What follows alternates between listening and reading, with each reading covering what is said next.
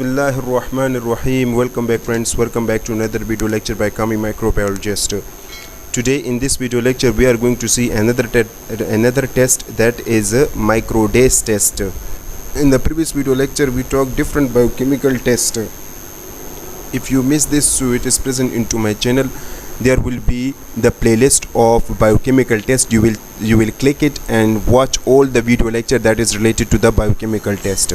Okay, I will also give the link in the description box. That is the biochemical test, means the playlist of the biochemical test. Then you will click it and watch all the video.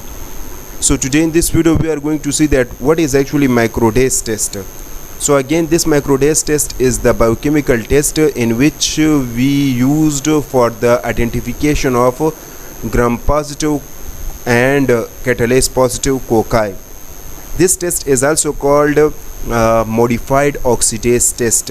Why? Because in this test we mostly used the tetramethyl phenyl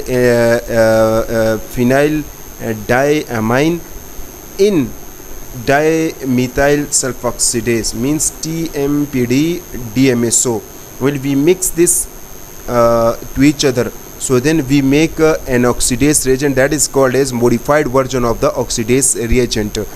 Okay, now this was discovered by a scientist named Kovacs in 1956, and then another two scientists named Feller and Schiffer. They also modified the version of the oxidase.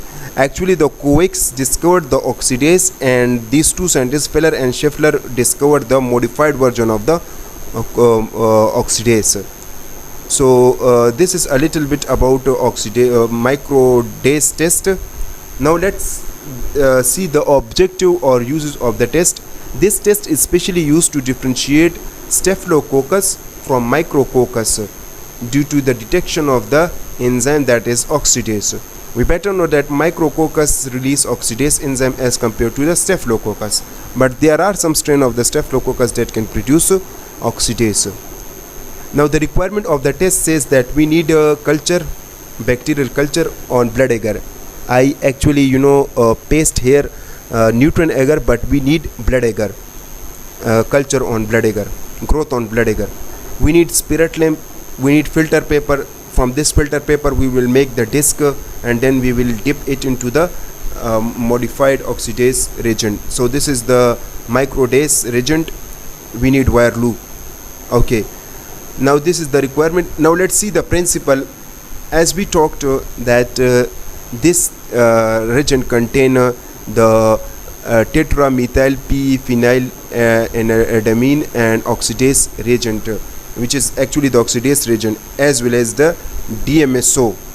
Okay, so in this case we will dip the filter paper circular disc, and then we will use it. Now the function of this DMSO is actually providing this solubility and stability against the auto-oxidation and help in the permeability of the cell to the reagent. Next point says that if, let's suppose, we want to perform that test in a room temperature, so we better know that in the atmosphere the oxygen is present. So then what will happen? The oxidase enzyme react with the oxygen, and due to this way, what will happen? Due to the presence of cytochrome C oxidase, then what will happen? A color compound is formed, that is the indole-phenol, that indicating purple or purplish bluey color. Okay, after 2-minute incubation of the bacterial colony on the disc. This is how the test is going on. Now the procedure of the test says that first of all we take the micro disc and we will put it or dip it into the microdase into the microdase reagent.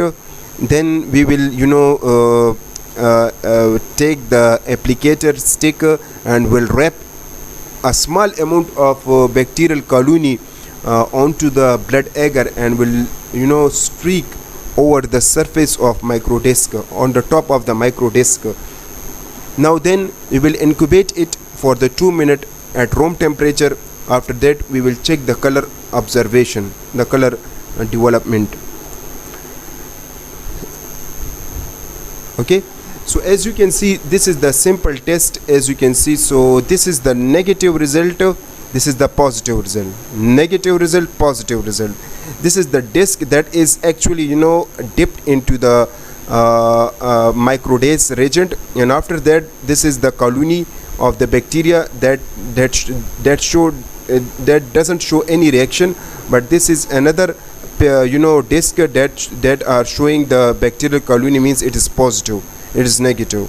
Okay, now the quality control means that if let's suppose we want to check that, now if we want to see or to check the quality of this reagent, so what we will do, we take positive control of the bacteria. We should take Micrococcus luteus that act as a positive control, and we'll take Staphylococcus that will act as a negative control.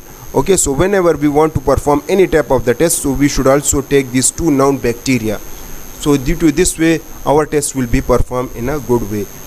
The limitation of the test says that if let's suppose it is specially used for the Micrococcus to differentiate the Micrococcus from the Staphylococcus, but still there are some strain of the Staphylococcus that are the microdase positive, like S. suciri lentus vetulus. These are the oxidase positive. Then we should have to take the culture or the colony from the blood agar, not from the other media. Next, that we should have to take the 24-hour or 18-hour fresh colony, not too new and too old colony, otherwise it will give inaccurate result. So this is all about the microdase test. I hope this video is helpful for you. Thank you so much for watching.